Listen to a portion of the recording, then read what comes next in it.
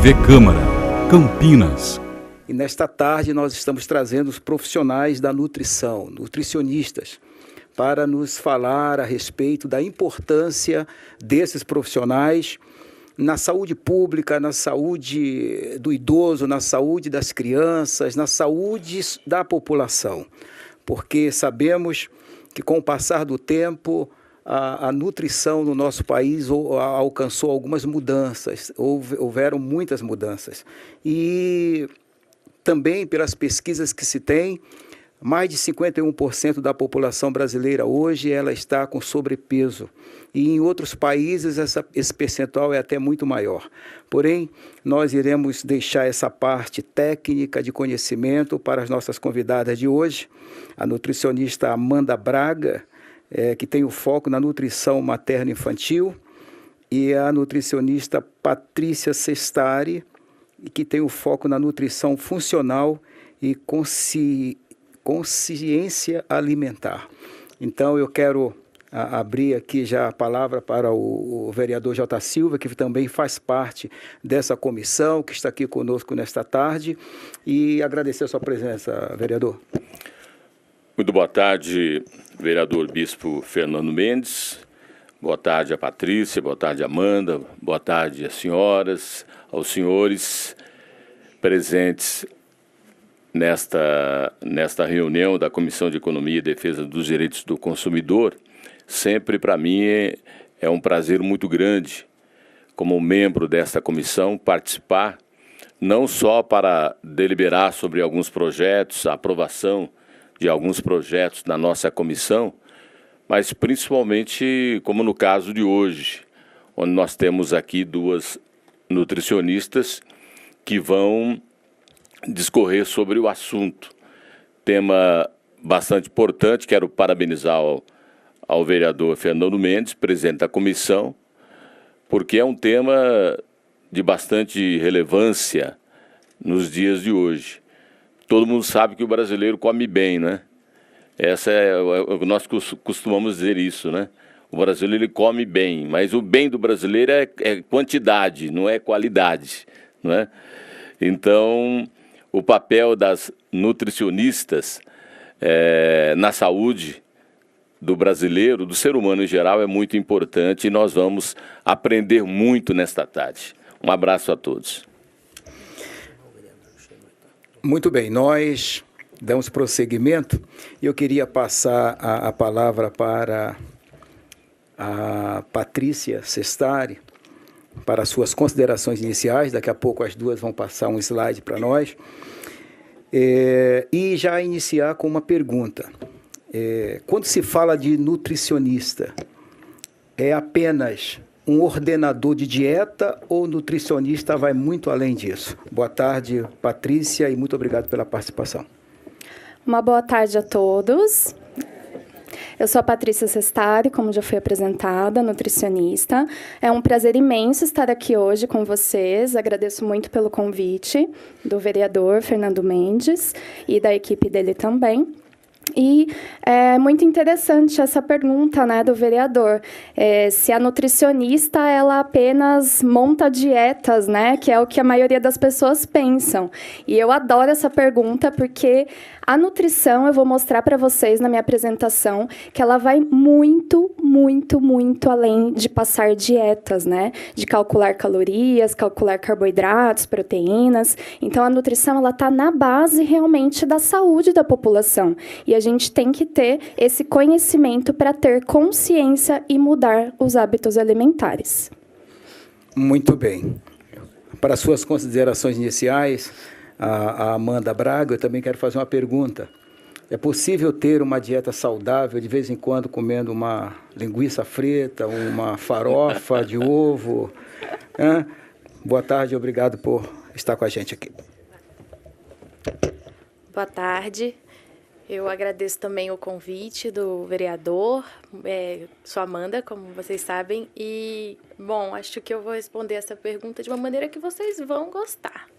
Sim, é possível. Inclusive, uma alimentação equilibrada, uma alimentação saudável cai muito nessa questão do equilíbrio, de não ter restrições desnecessárias e nem o excesso desnecessário, um excesso que sempre é desnecessário também. Então, eu acredito que sim, uma alimentação saudável é uma alimentação variada que, eventualmente, vai entrar até as coisas que a gente talvez pense que não são tão saudáveis, mas elas podem entrar eventualmente.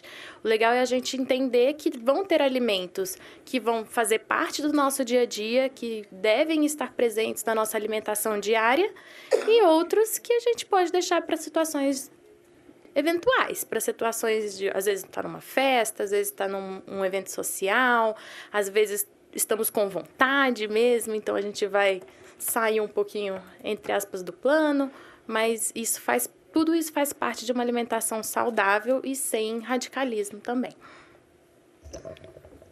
Muito bem, nós temos... Cadê o vereador que estava aqui? Ele foi numa reunião, ele vai voltar só no final. Ah, tá certo. Então... Muito bem, nós vamos... Quem é que vai primeiro fazer a apresentação? A Patrícia vai fazer a apresentação para nós.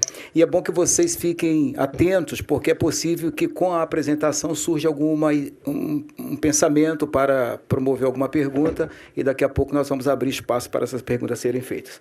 Patrícia, fica à vontade. Obrigada, vereador. Bom, vamos lá então. Vamos conversar um pouquinho sobre a importância do papel do nutricionista para a saúde das pessoas. Então, vamos iniciar primeiro definindo o que é saúde, né? A OMS, que é a Organização Mundial de Saúde, ela define saúde como um estado de completo bem-estar físico, mental e social, e não somente a ausência de afecções e enfermidades. Então, o que significa isso? Significa que não basta apenas não ter doenças para a gente ter saúde. A saúde, ela é um estado de completo bem-estar. O bem-estar da sua mente, bem-estar do seu corpo, bem-estar da sua relação com as pessoas ao seu redor. Agora vamos refletir o seguinte: como é então que a alimentação ela tem influência na saúde das pessoas? E antes gostaria de distinguir os dois temas, né? Alimentação versus nutrição. Nutrição, para mim, tem um significado muito forte, né? Vamos olhar essa frase aí que eu coloquei. Estamos nos alimentando cada vez mais e nos nutrindo cada vez menos. O que isso quer dizer?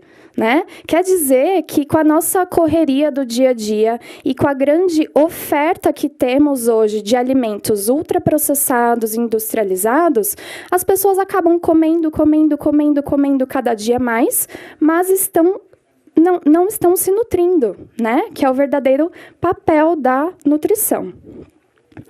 E aí, o nosso corpo, ele tem uma necessidade contínua por nutrientes. As pessoas, elas não têm esse conhecimento, né? Porque realmente são informações que normalmente não são passadas.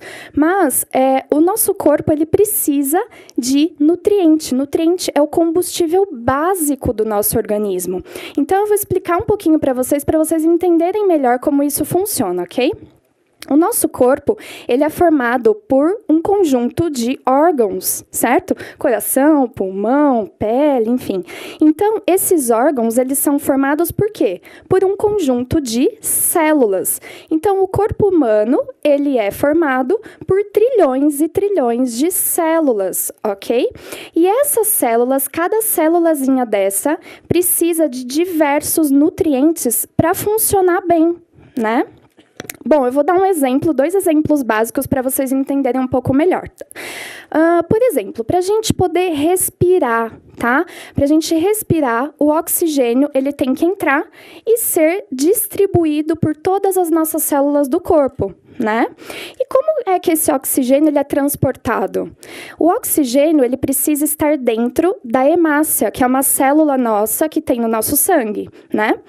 E essa hemácia, para ela transportar o oxigênio, ela precisa que o ferro, que é um mineral, é um micronutriente, esteja dentro dela, né? Porque o ferro ele é responsável por se unir ao oxigênio e então transportá-lo pelo nosso corpo. Mas como é que esse ferro ele chega lá dentro da hemácia? Será que a gente come agora na comida e ele já vai lá para dentro da hemácia? De uma forma bem simples? Claro que não, né? Então, tem várias reações bioquímicas que vão acontecendo para esse processo se ocorrer de uma maneira adequada. Então, o ferro, por exemplo, você come ele na alimentação. E aí ele precisa ser absorvido. Como é que ele é absorvido? Ele é absorvido com ajuda de vitaminas, vitamina C, vitamina A, por exemplo. Para a gente absorver o ferro, a gente precisa também de uma produção adequada de ácido clorídrico no estômago, né? E para a gente ter essa produção adequada, precisamos de um outro nutriente, que é o zinco, tá? Então, depois que esse ferro ele é absorvido, ele precisa ser transportado. E ele é transportado pela transferrina, né, que é o seu carregador. E essa transferrina ela precisa de um outro nutriente, que é o cobre.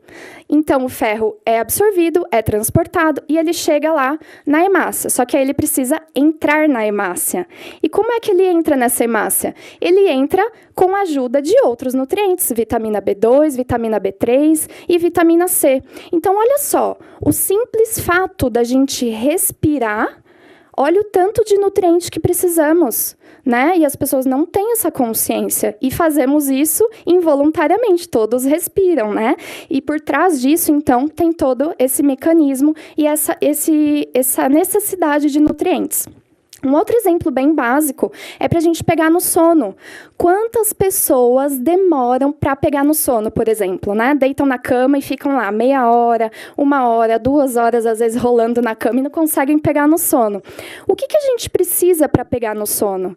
A gente precisa produzir adequadamente o hormônio do sono, que é a melatonina.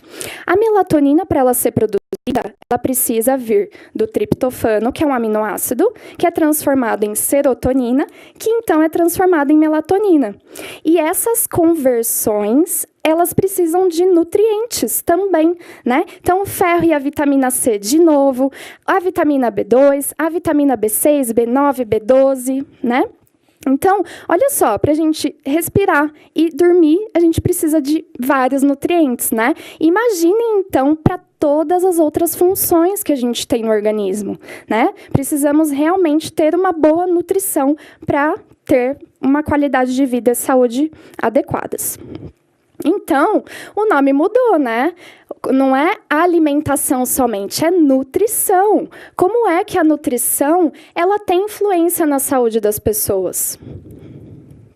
Bom, voltando para aquela definição da OMS, né, que saúde é um bem-estar físico, mental e social. Como a nutrição influencia no bem-estar físico, por exemplo, né? Para a gente se sentir bem, né? Sentir que o corpo está bem, está funcionando bem. O que a gente precisa? Então, a gente precisa ter um peso saudável, com um percentual de gordura adequado. E eu não estou falando aqui de um percentual de gordura baixíssimo, pensando em estética, não. Eu estou falando de um peso saudável, tá? A gente precisa ter uma boa produção de energia, gente. Precisamos ter disposição, né? Para a gente fazer nossas atividades diárias, né? Ter energia, ter concentração, ter memória, ter foco, né? Conseguir fazer isso de uma forma tranquila. Ter um sono adequado também, um sono de qualidade. Ter cabelo, pele, unhas com uma boa saúde.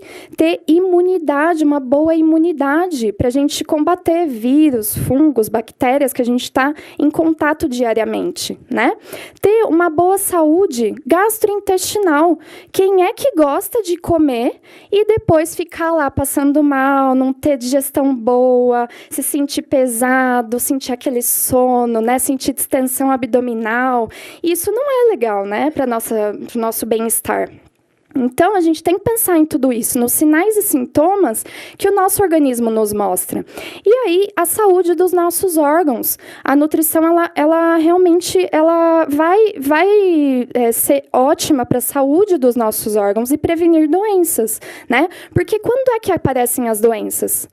As doenças aparecem quando tem uma falência das células que formam um determinado órgão. Então, por exemplo, quando é que aparece diabetes?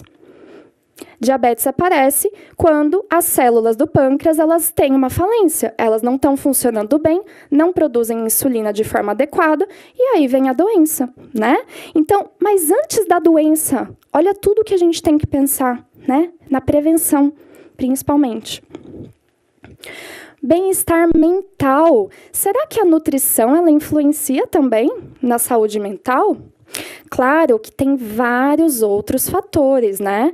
Tem as práticas meditativas, yoga, por exemplo, que são ótimas, né, para a saúde mental. Tem alguns distúrbios que são mais específicos da área médica, mas a nutrição, ela influencia sim na saúde cerebral, né? Então, se a gente pensar que o neurônio é também uma célula, essa célula também precisa de nutriente, né, para funcionar de maneira adequada. Então, os neurônios vão precisar, sim, dos nutrientes. Vitaminas do complexo B, por exemplo, são extremamente importantes. As gorduras de boa qualidade. Será que a população está consumindo gorduras de boa qualidade? Por exemplo, abacate, azeite extra virgem, coco, né, castanhas, sementes, enfim, todas as gorduras que são ótimas para o nosso funcionamento cerebral. E aí também temos o ômega 3, né? Acho que não sei se vocês já ouviram falar, mas o ômega 3 é extremamente importante também para a saúde dos nossos neurônios, né? E o que acontece hoje? Acontece que a população consome um excesso de ômega 6, que é também um tipo de gordura, mas ela gera uma inflamação, e quase nada de ômega 3. Então tem um desbalanço aí muito grande, né? E onde está o ômega 3? Está nos peixes gordurosos e outras fontes vegetais também, como linhaça, né? Então é bem importante a gente pensar nisso. E aí, por último, é importante a gente falar sobre a saúde intestinal, que tem relação com a saúde mental, né? Então, aquela frase que a nossa avó, bisavó falava, né? Ou algumas pessoas ainda falam hoje, aquela pessoa está enfesada, né? Será que tem relação?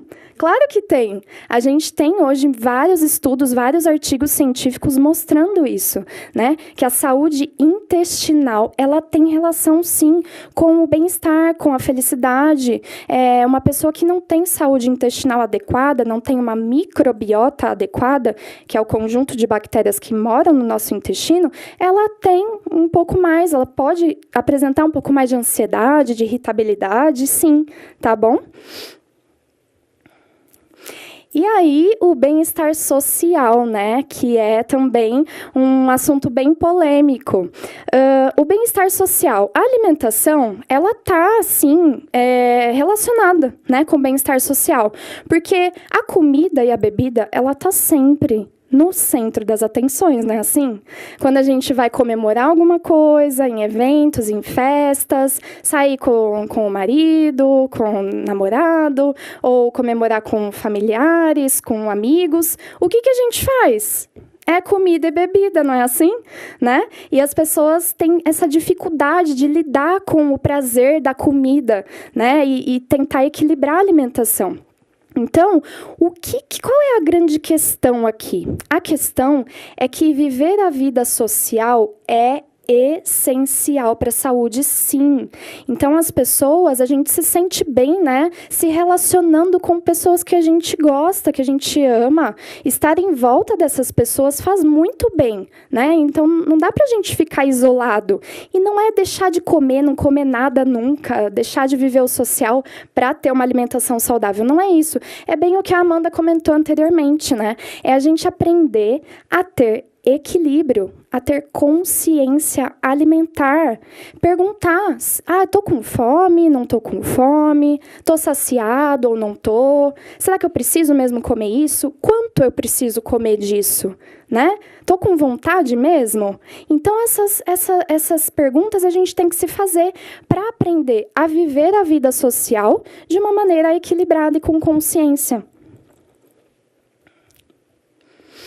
Então, na minha humilde opinião, não sei qual é a de vocês, mas eu acredito sim que todas as pessoas deveriam ter o seu nutricionista, né?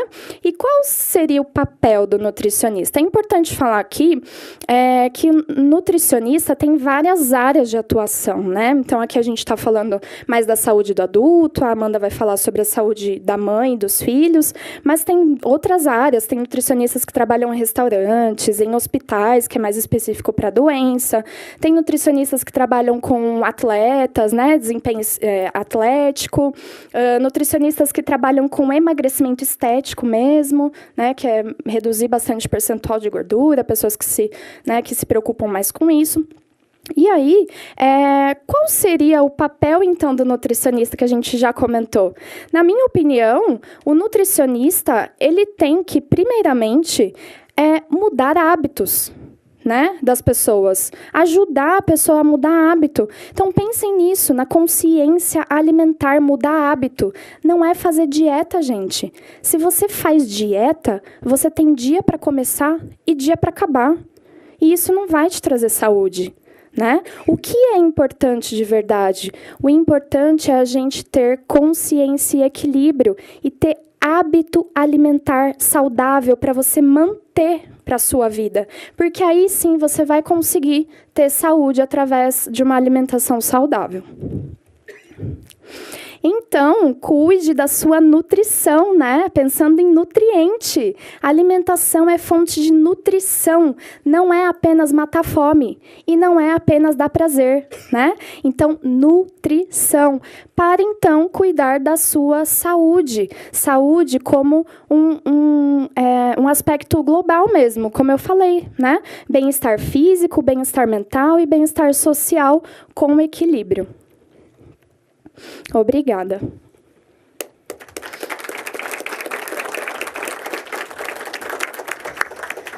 Obrigado, Patrícia. Veja quão complexo é você adquirir uma boa nutrição. Não é só ir na padaria e comprar uma coxinha, não. É muito mais que isso, né? Encher a barriga é fácil. Vereador, quer fazer alguma pergunta? Aliás, não, eu tenho uma pergunta assim, mas antes apenas um comentário em cima do que a Patrícia Sestari falou, que é o mais complicado para todos nós, né? É essa mudança de hábito alimentar.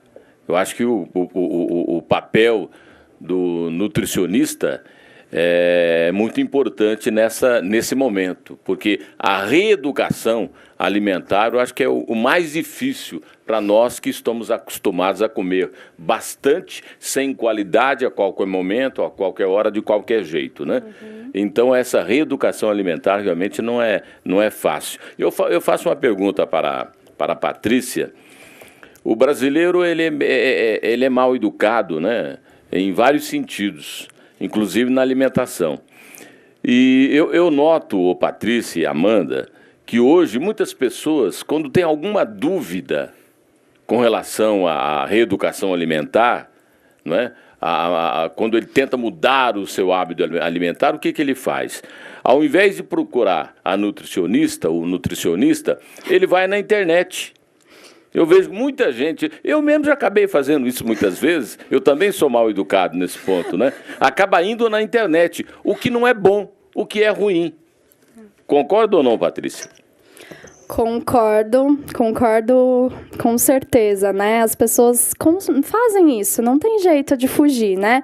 Porque as redes sociais, todo mundo hoje fala de nutrição, de alimentação, não tem jeito, né? E as pessoas buscam realmente informação e isso não é ruim, isso é bom, né? Isso é bom porque ajuda a crescer mais ainda, né? Tá todo mundo falando de alimentação, então vamos lá, né? Vamos mudar. Aí, o que é importante é a gente prestar atenção realmente nisso. Será que aquela informação que eu estou lendo é realmente relevante? É realmente bom para mim, né? Por isso que não tem jeito, tem que procurar um profissional para te orientar individualmente, porque às vezes as informações ali nas redes sociais pode até ser verdade, mas e aí, será que encaixa para você? Será que vai fazer bem para você, né? Então, não há nada mais adequado do que realmente procurar uma profissional, né? Para te ajudar, para te ensinar sobre nutrição, ensinar a ler rótulo, ensinar a se reeducar, açúcar, ensinar técnicas de consciência alimentar para você ir mudando isso dentro de você, né? E, então, poder fazer suas escolhas de forma mais tranquila e com segurança.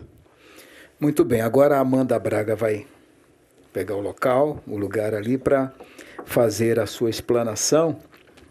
E esse volume de informações que a internet hoje promove para cada um de nós, é o que disse aqui a Patrícia. Muitas vezes a informação é até correta, mas ela não é correta para o seu organismo, para você. Por isso a importância de procurar um nutricionista.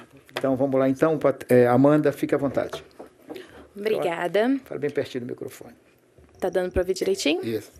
Então, eu sou a Amanda e eu vou falar um pouquinho de saúde materna e infantil. Vou começar até dando um spoiler, vamos dizer assim, adiantando um pouquinho o assunto, pelo comentário do vereador também.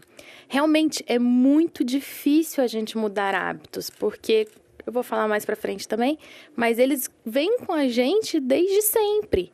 Então, até o meu foco aqui da apresentação foi pensar nisso. Em vez da gente mudar hábitos, lógico, nós que já estamos adultos, aí a gente vai precisar mudar hábitos.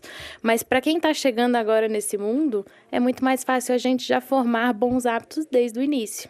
Então, acho que foi esse o foco até da minha apresentação que eu preparei para vocês hoje.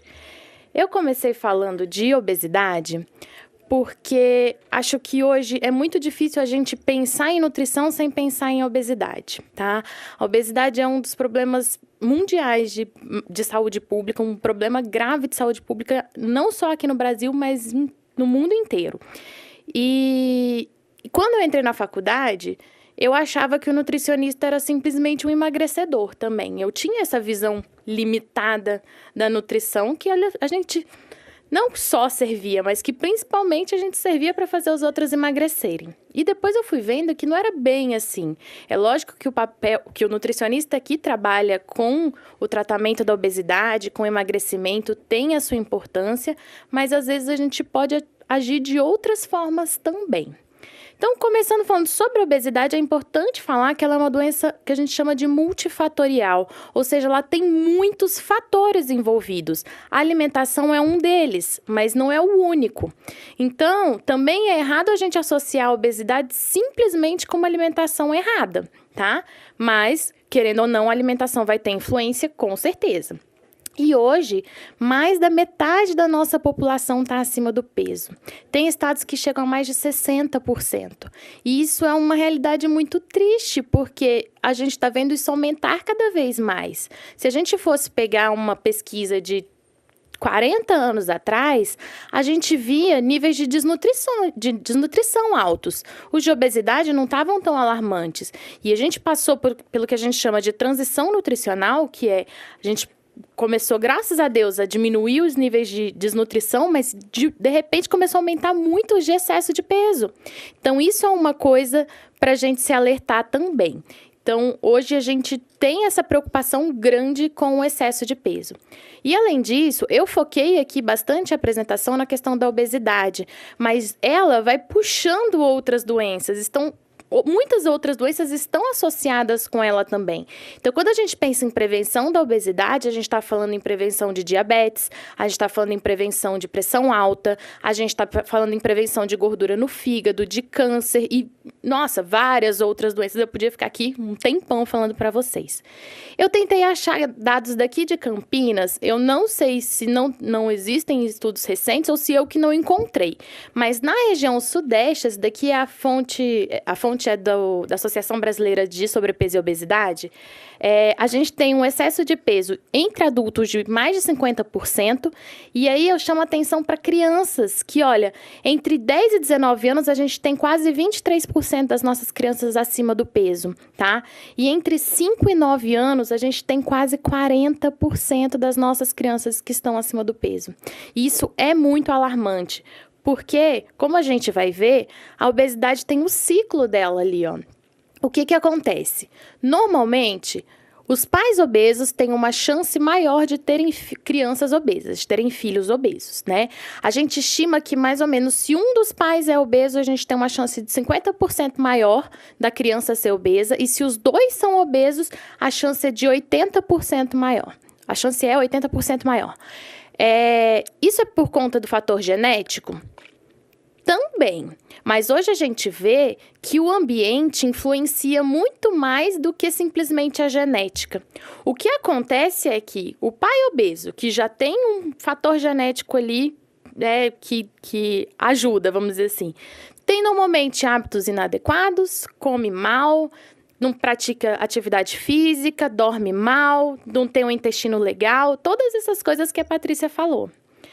Aí, a criança nasce nesse ambiente, ela vai continuar nesse ambiente. E a tendência é a criança comer mal, não fazer atividade física, ter um intestino que não é legal, e dormir mal e todas essas coisas.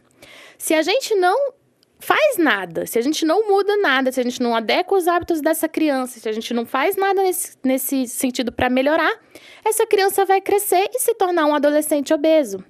E um adolescente obeso tem uma chance de até 80% de se tornar um adulto obeso.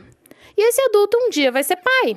Talvez, não necessariamente, mas é possível que ele seja pai ou mãe de uma criança que tem maior chance de ser obesa também. Então, o que eu acredito é que a gente hoje precisa quebrar esse ciclo. E como que a gente vai quebrar esse ciclo, tá? É que tem a coisinha.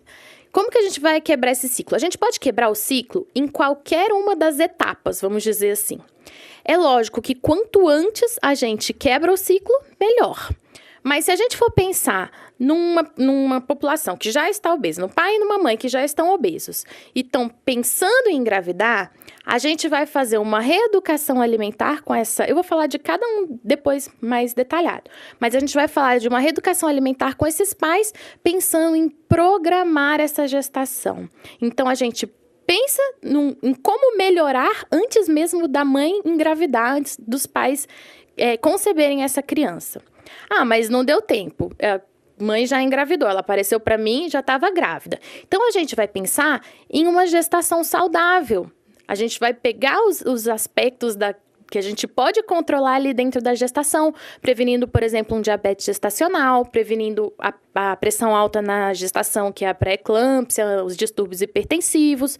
Então, a gente vai pensar num ganho de peso excessivo, a gente vai pensar em controlar essa gestação para ela ser uma gestação mais saudável. O neném já nasceu. O que a gente pode fazer? Promover aleitamento materno. Se ele já está comendo, uma introdução alimentar com respeito e responsabilidade, essa formação de hábitos legais, tá? Ah, mas a criança já cresceu e está um adolescente, um pré-adolescente, entre criança e adolescente. O que a gente pode fazer? Pensar na reeducação alimentar, aproveitando esse pré-estirão do crescimento. A criança tem crescimento, então a gente tem uma vantagem muito grande aí. A gente pode ser mais... flexível, vamos dizer assim, conforme a criança cresce, ela vai se adequando ao peso. Mas se já é adolescente, a gente vai pensar em aproveitar esse estirão de crescimento também e numa reeducação alimentar para tentar quebrar o ciclo antes dele virar um adulto e se tornar pai mais para frente. Então, a gente, com essas atitudes, a gente consegue quebrar esse ciclo da obesidade, tá? E aí eu coloquei para vocês uma reflexão. Quando vocês acham que a nossa saúde começa? A gente pensa hoje, assim, até um tempo atrás, a gente pensava muito começa quando o neném nasce, ou já começaram a pensar, não, começa ainda durante a gestação.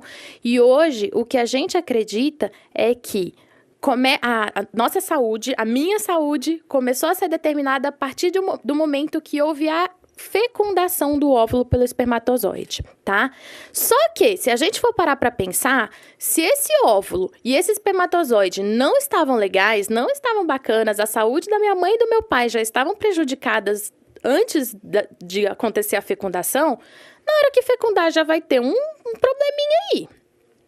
Depois, principalmente pensando na saúde da mãe, o ambiente que essa criança vai ser gerada vai interferir também na saúde.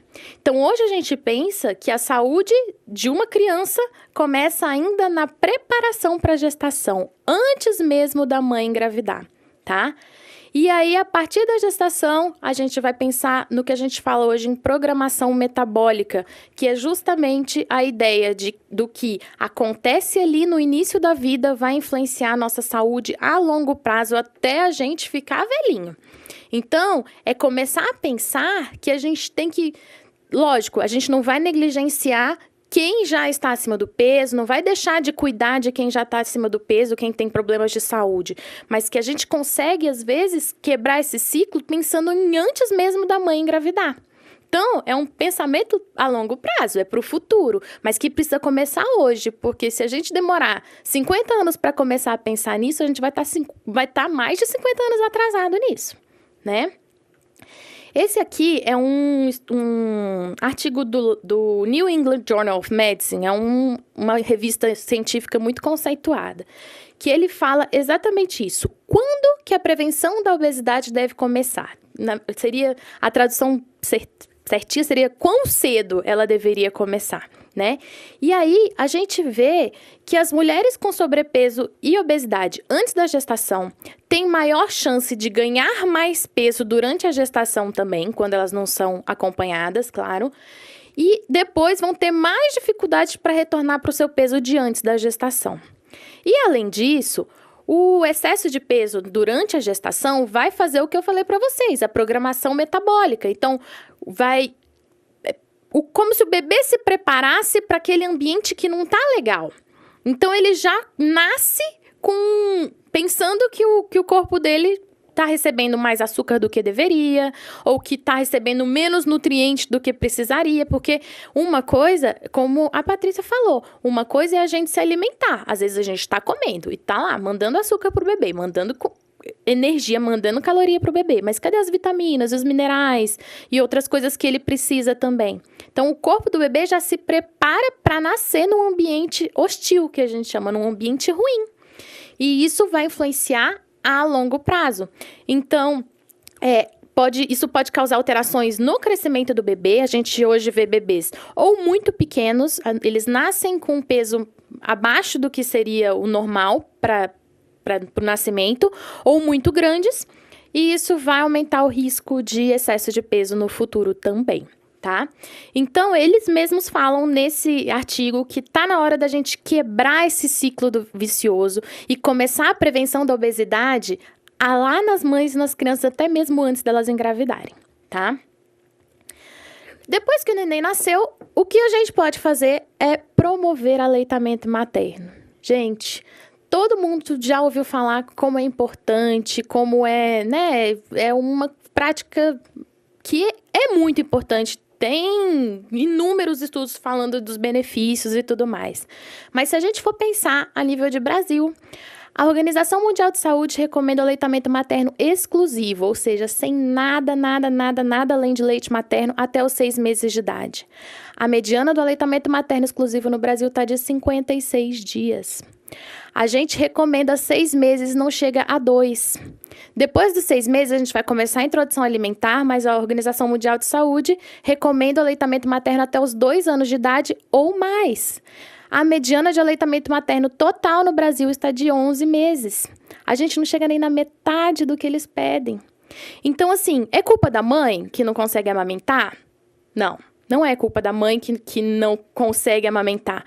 A responsabilidade é de várias coisas. É a mãe que não tem apoio, muitas vezes ela quer amamentar, mas não consegue, tem que voltar ao trabalho antes do que o ideal. Tem dificuldade ali na amamentação e nem todo mundo está apto para ajudar ela ali. É a culpa da palpite de vez em quando de pessoas que nem foram solicitadas ali, mas tá lá falando, esse menino tá com fome, o seu leite é fraco, vai dar uma coisinha para ele, porque senão ele vai passar fome. E tudo isso a gente está pensando lá no futuro. Tudo isso vai influenciar a saúde dele lá no futuro.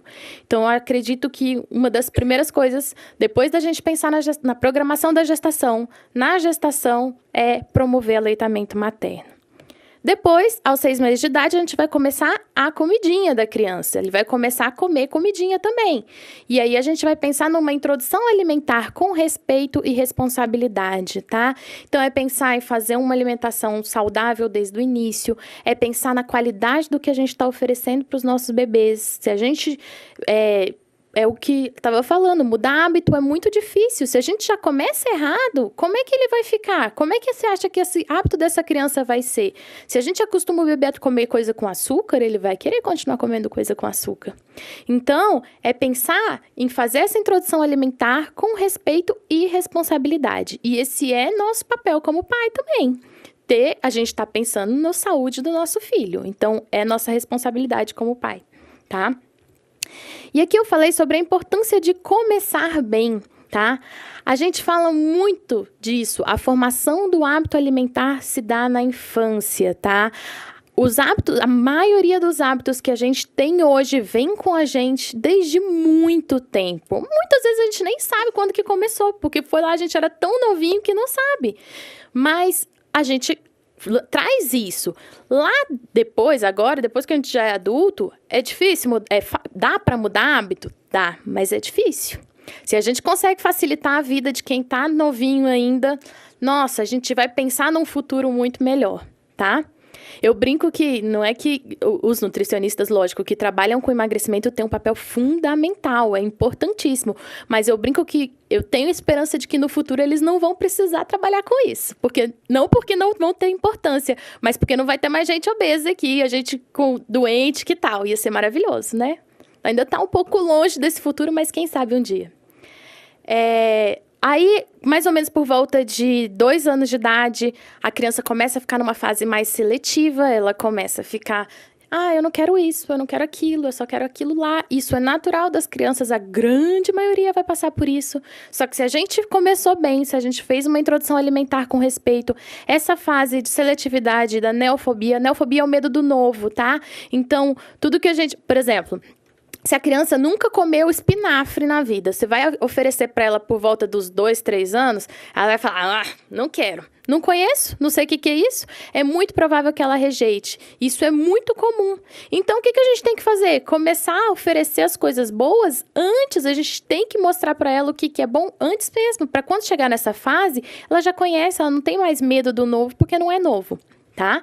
Então, quando a gente começa bem, a gente passa por essa fase com muito mais tranquilidade também.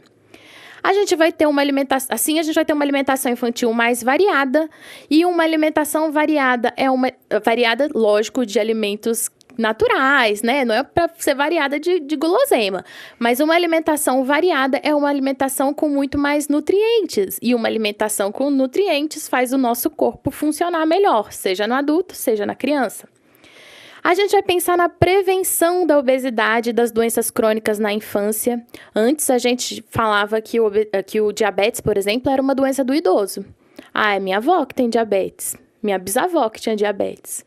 Hoje, a gente vê criança com diabetes tipo 2, que é o diabetes relacionado à má alimentação, à obesidade. A gente vê adolescente com gordura no fígado. Isso é assustador, então é prevenir isso. E quando a gente começa bem e a gente faz o acompanhamento nutricional, desde criança, a gente consegue uma intervenção precoce quando necessário. Então, a ideia é assim, você não precisa chegar lá uma criança obesa, com diabetes, com pressão alta, com gordura no fígado, chega lá no meu consultório para eu tratar.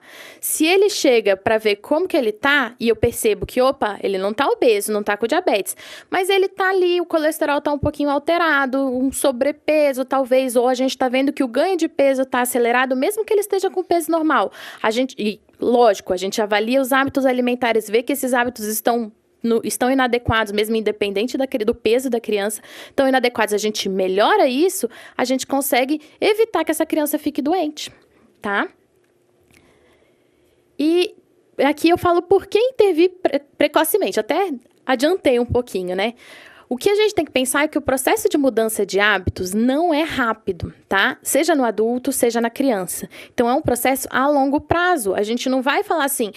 e muitas vezes não adianta a gente chegar e falar assim, a partir de hoje eu não vou comer açúcar. Aí, ok, primeiro dia tá ótimo, segundo dia tá ótimo, terceiro dia você tá procurando até o reboco da parede para ver se tem açúcar, não é?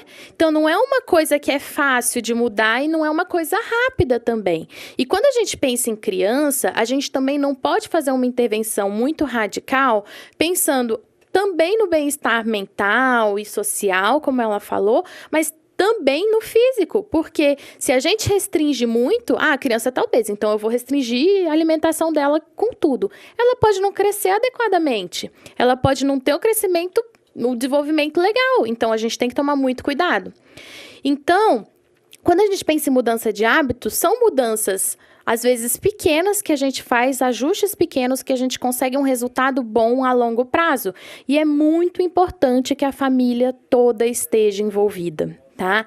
Porque não adianta você falar para o seu filho, você não vai comer chocolate, e você tá lá comendo um monte de chocolate.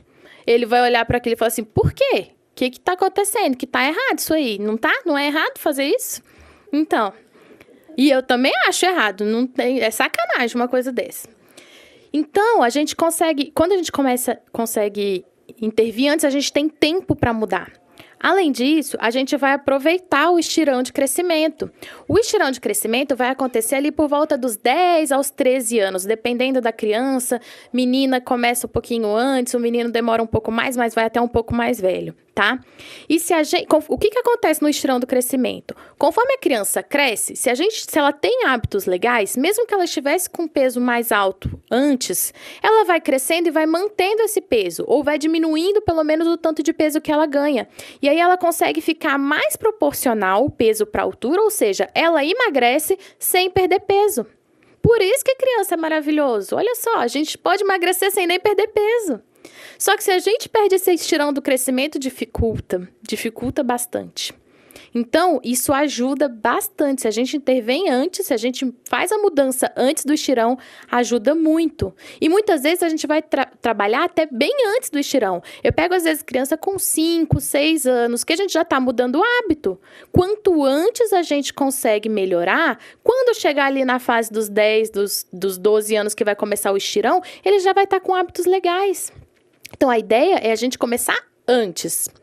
E esse daqui é um estudo muito legal que mostrou que se o sobrepeso e a obesidade for revertido antes dos 13 anos de idade, as chances do indivíduo desenvolver diabetes tipo 2, elas ficam muito próximas a de alguém que nunca teve obesidade. Então, aí mostra também como é importante a gente pensar na prevenção, no antes de acontecer. Depois que a pessoa está diabética, dificulta, a gente tem que fazer adaptações, muitas vezes tem que fazer algumas restrições alimentares, a gente vai ter que ajustar plano alimentar. Quando a criança a gente consegue reverter isso antes, a gente diminui a chance dela ficar diabética.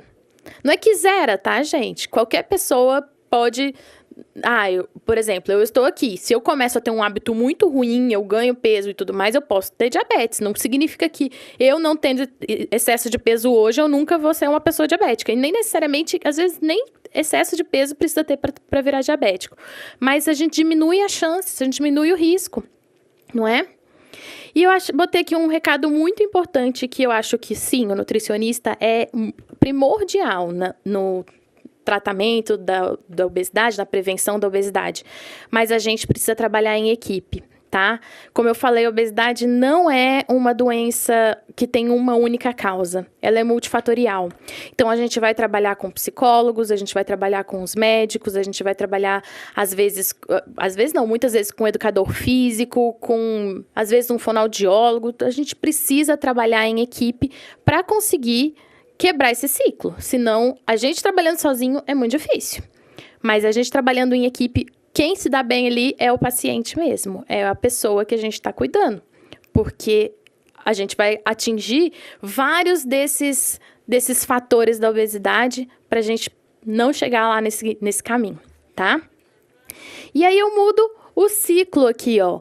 Quando a gente tem pais saudáveis, a gente vai ter uma gravidez mais saudável, a gente vai ter uma promoção do aleitamento materno e da introdução alimentar saudável e respeitosa e responsável. A gente vai ter uma criança saudável, alimentação infantil mais saudável, que vão gerar crianças e adolescentes mais saudáveis. E a gente tira aquele ciclo vicioso lá para trocar por um ciclo virtuoso de saúde, tá? Então, acho que é isso que eu queria falar hoje. Muito obrigada pela atenção de vocês. Aí tem os meus contatos. Se alguém tiver alguma dúvida, alguma coisa, eu fico à disposição.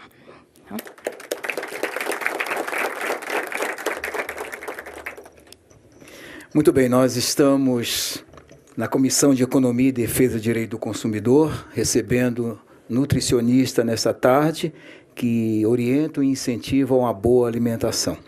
E agora nós vamos abrir para as perguntas. Vamos fazer... São quantas perguntas tem? Três perguntas serão feitas, mas eu vou fazer logo uma. E pode ser para... vou fazer a minha primeira pergunta. Eu tenho que evitar... Eu ouço muito isso, o carboidrato. Essa é uma pergunta. Onde vocês dois. E outra coisa, uma curiosidade. Existe nutricionista que está acima do peso?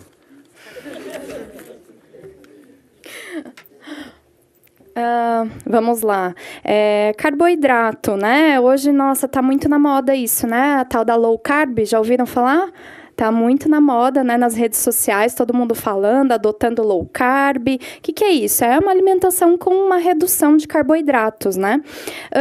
Se a gente pensar assim na saúde, é importante que a gente não tenha um excesso realmente de carboidratos. E evitar o quê? Os carboidratos simples e refinados, né?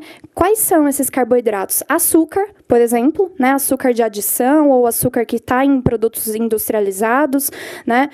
Arroz branco, por exemplo, excesso de massas, né? De bolachas, biscoitos, bolos. Esses são carboidratos simples, refinados, que eles têm uma absorção muito rápida no nosso organismo, né? Eleva a glicemia muito e aí isso faz um estrago, tem muito malefício para a nossa saúde. Então, a gente com certeza tem que reduzir o máximo, retirar, né, se possível, esses carboidratos refinados. Agora, você, por exemplo, é o que a gente está falando, você não come bem, né, não tem uma alimentação boa, aí você já vai seguir uma low carb? Já vai sair tirando arroz, feijão, tirar todos os carboidratos? Não é assim, né, gente? Vamos começar do básico, vamos começar mudando hábitos, que é o que a gente está falando, tá? Então, não é para sair cortando carboidratos, todos os carboidratos da alimentação, até porque arroz e feijão é importante, sim, né? Tem fonte de nutrientes também, tá bom? O pior é aquele carboidrato refinado, como eu disse. E a nutricionista, né, a segunda pergunta. Acredito que existem, sim, né, nutricionistas que não comem bem, infelizmente. Às vezes elas sabem passar para o paciente, mas acabam não fazendo com elas mesmas. Então, existe, né? São seres humanos também, às vezes elas têm algum problema alguma dificuldade ali no controle da alimentação. Mas eu acredito que para a gente conseguir passar isso para o paciente ajudar, a gente tem que praticar primeiro, né? Muito bem, vamos então à primeira pergunta. Boa tarde, meu nome é Luci Rodrigues. A nutricionista, eu vi que ela já tinha explicado bem, mas a pergunta é esta. Gostaria que você me explicasse o que você entende por alimentação saudável nos dias atuais, onde a industrialização de produtos alimentícios cresce a cada dia.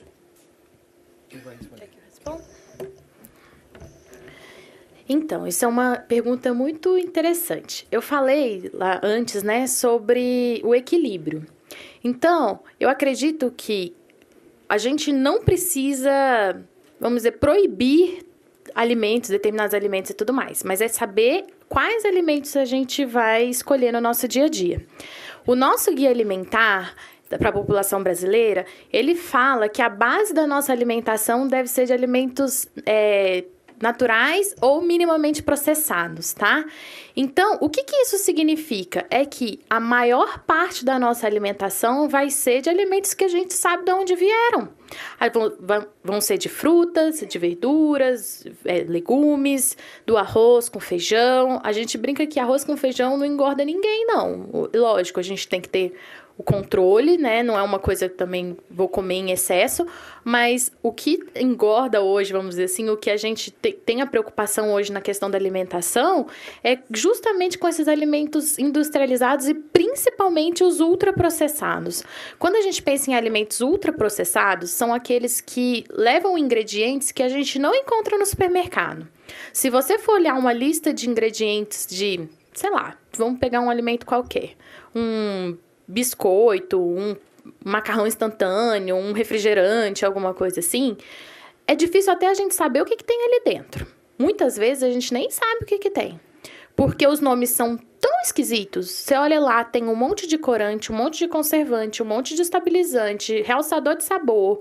Tem mais nomes esquisitos do que nome que a gente conhece. E isso é um alerta pra gente. Então, o que eu acredito é, a gente não precisa, na verdade, excluir 100% desses alimentos industrializados, mas a base, a maior parte da nossa alimentação deve vir desses alimentos que vem da terra, vamos dizer assim. A gente brinca assim, a gente fala uma frase que fala, desembale menos e descasque mais. E eu ainda completo, não, come com casca mesmo, tudo que pode ser comido com casca.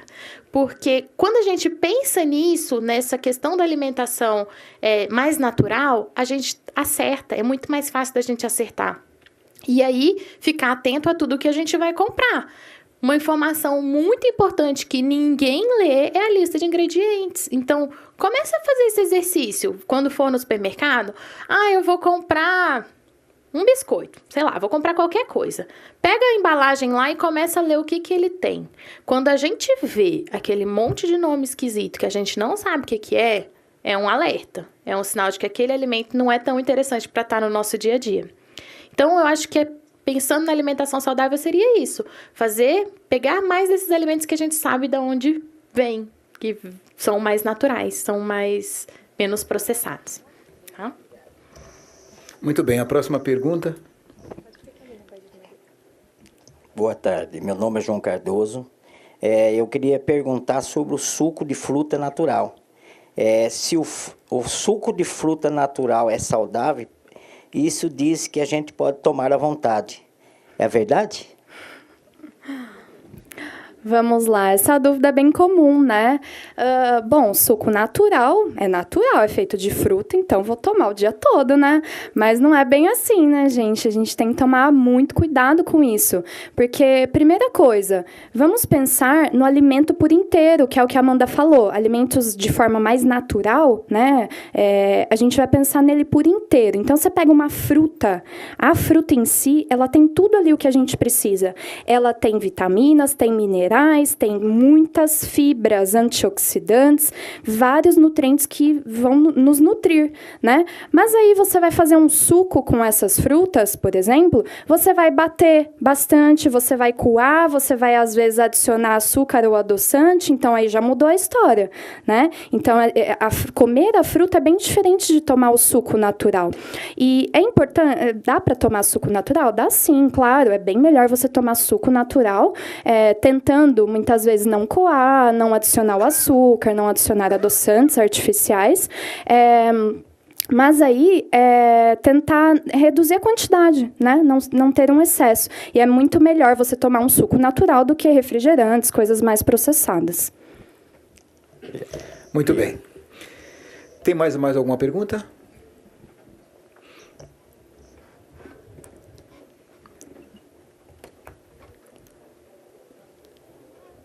Quem vai responder agora? A Amanda?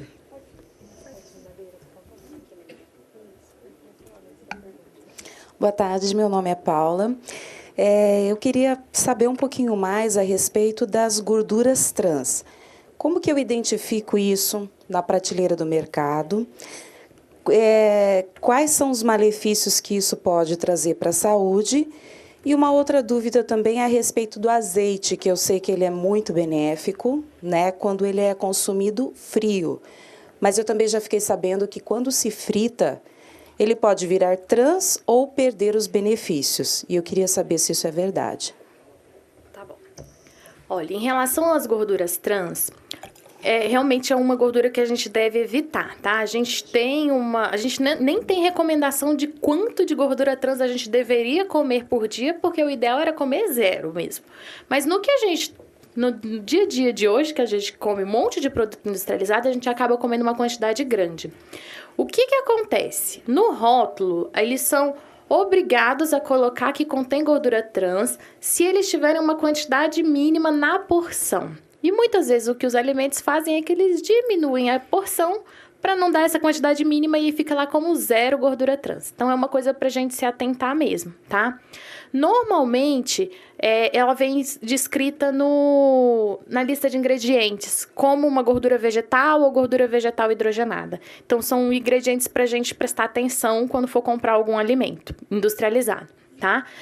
Em relação ao que ela faz para a saúde, ela é uma gordura que é mais inflamatória. Vários estudos mostram que ela piora a qualidade das gorduras do nosso sangue, então aumenta colesterol, aumenta triglicerídeos também, então é uma coisa pra gente tomar cuidado. E assim, eles colocam a gordura trans no alimento para fazer ele durar mais, para ficar mais tempo na prateleira, então isso não é legal também, tá? Então é realmente uma coisa que a gente deve evitar. Em relação ao azeite, o que é legal pensar? O azeite cru, ele é excelente para a nossa saúde, o azeite frio, como você falou. Ele, além da gordura, ele vai ter um monte de antioxidantes, um monte de vitaminas ali que vão ajudar também, tá? Além de ter uma gordura boa. Quando a gente esquenta ele, depende da temperatura. Se a gente faz uma temperatura de refoga, por exemplo, vou refogar uma cebola, alguma coisa assim, com uma quantidade pequena de azeite, ele ainda se mantém a gordura se mantém. A gente vai perder esses antioxidantes, essas vitaminas, essas coisas se perdem. Por isso que ele é melhor cru. Mas a gordura se mantém. E a gente pode usar, assim, para cozinhar, para fazer uma refoga, alguma coisa assim. Para fazer uma fritura de imersão, aquela que você afoga o alimento lá na gordura, tipo uma batata frita, aí a gente não recomenda realmente o uso do azeite, porque a estrutura dele, é que a gente pensando na estrutura da molécula lá do azeite é mais complexo de pensar, né? Mas ele tem duas coisinhas assim que elas se juntam, que é por isso que a gente chama de insaturadas. E aí quando esquenta muito, isso vai se inverter e pode transformar uma parte em gordura trans. Então não é legal a gente esquentar muito o azeite por uma fritura, por exemplo. Só que, de maneira geral, a gente recomenda que evite fritura na alimentação. Então, seja de azeite, seja de qualquer outro tipo de gordura, a recomendação é que se evite essa fritura de imersão. Para fazer uma refoga, pode ser usado o azeite, tá? Muito bem, nós estamos chegando nos momentos finais aqui da nossa comissão, da nossa reunião de comissão. Eu queria agradecer a presença da Amanda e da Patrícia e do nosso vereador, e vou passar a palavra para as considerações finais. Vereador, fique à vontade. Apenas parabenizar a Patrícia e a Amanda aí por essas informações importantes. Tenho certeza que facilitou em muito o trabalho que a gente tem para procurar se alimentar um pouco mais, um pouco melhor, né? E ter uma vida mais saudável em termos de saúde. Foi um prazer estar participando mais uma vez da nossa comissão. Muito bem, Patrícia, suas considerações finais. Agradeço muito também pela oportunidade de estar aqui falando para vocês dessa profissão que eu sou suspeita para falar, amo muito, né? E é tão importante para a saúde, para o bem-estar, para a qualidade de vida da população. Então, agradeço muito, realmente é um prazer estar aqui. Muito bem, Amanda. Eu também quero agradecer a oportunidade. Eu queria, para finalizar, compartilhar um sonho com vocês, que eu tenho o sonho de ver as nossas crianças de hoje adultos mais saudáveis do que nós somos. Então, eu acho que quando a gente tem a oportunidade de falar sobre o assunto e de esclarecer mais a população sobre isso, a gente está dando um passinho para frente para chegar mais perto desse sonho. Então, eu quero agradecer bastante a presença de vocês e o convite do vereador. Muito obrigada. Muito bem, nós estamos chegando então ao momento final. Eu quero agradecer a presença de todos e dar um alerta. Muito cuidado com pastel de feira. Muito cuidado com o torresmo de padaria, essas coxinhas, porque nós aprendemos que nem sempre está se alimentando, você está se nutrindo. Então é importante a nutrição. Uma boa tarde, que Deus abençoe a todos. Obrigado, meu querido.